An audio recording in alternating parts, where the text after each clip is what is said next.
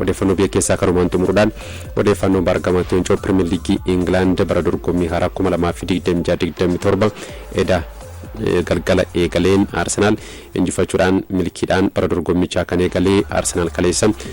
soorrakkattiin tapha hawwataa si'ataa fi miidhagaa waliin goolii 3-0 Coventry City injifachuudhaan bara dorgommichaa kan eegale Kai Havertz, Bukayo Saka fi dursaan taphattoota kilabichaa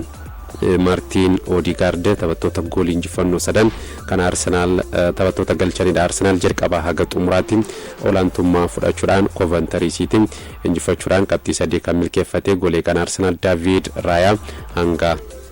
deeqa 90 guutuu kubbaa kallattii goolii eegdee tokko qofa kan irratti yaalame deeqa 85 irratti kubbaa kallattii goolii eegdee taphattoonni kan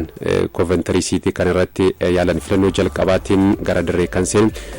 jijjiirraa ganna karaatiin Arsenaliif kan mallatteesse Christos Zolis ga'umsa addaati edagalgala taphataan kun kan mul'ise goolii galchuudhaaf akkasumas immoo taphattootaaf carraa uumuudhaaf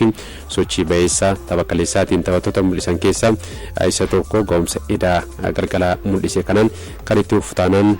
Gabriel Martinelli carraa filannoo jalqabaa Arsenal keessatti argachuunsaa shakkii ta'uu xiinxaltoonni kubbaa miilaa ga'umsa Christos Zolis kaleessa akkasumas immoo tapha madaalii ga'umsaa irratti mul'ise irraa ka'uudhaan gamanumaan dubbachaati kan isaan jiran. Gabriel Martinelliin tapha edaatiin miseensa garichaatiin ala kan ture akkaataan Martinelliin Arsenal keessatti ittiin qabamaa jiru sirrii miti jechuudhaan taphataan duraanii Arsenal Right Arteta irratti komii qabu kan dhageesse teessoo jijjiirraa kan ture Victor Gyökeres eda galgala jijjiirame osoo hin seenin daqiiqaa tokkoof illee taphataan kun isin taphane Luis Skelly sarara gidduu akkasumas immoo Mosqueraan sarara gidduu irratti taphattoonni kunneen filannoo jalqabaatiin gara dirree seenuudhaan kan isaan taphatan. Leenjisaan Arsenal Mikel Artetaan kan eda galgalaa dabalatee Premier League Englandiin tapha 150ffaa kaleessa kan injifate saffisaan taphoota 150 injifachuudhaan leenjisaa shanaffaadha kan ta'e Mikel Artetaan Pep Guardiolaan taphoota 204 injifachuudhaaf 150 taphoota 150 injifachuudhaaf taphoota 204 kan itti fudhate. akkasumas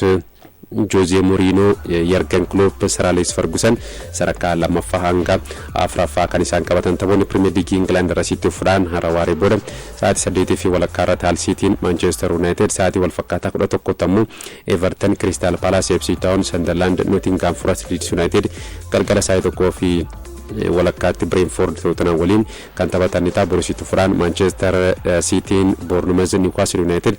Liverpool waliin sa'aatii 10 irratti kan taphatan ta'a. Premier League England kun tapha wiixataa halkan sa'aatii 4 eegaluudhaan Fulham Chelsea waliin taphatanuun liigichi torbee tokkoffaa xumura kan argatu ta'a. Manchester United Brighton irraa Carlos Baleba mallatteessifachuudhaaf Brighton waliin walii galteerra kan ga'e paawundii miliyoona 70 kaffaluudhaaf Manchester United Brighton waliin kan walii galee Balebaan har'a yookiin boru Manchester United itti dhimma kamaaf kan eegamu. Kan alatamuu odeeffannoo jijjiirraa xumurameen taphataan Liverpool Curtis Jones paawundii miliyoona 30 Inter Milaanitti kan makame. Liverpool ammoo taphataa kan Brighton Yakuba Mintee mallatteessifachuudhaaf paawundii miliyoona 60 yeroo lammaffaaf dhiyeessee kan ture ta'us garuu Brighton gaafii Liverpool akkatti kan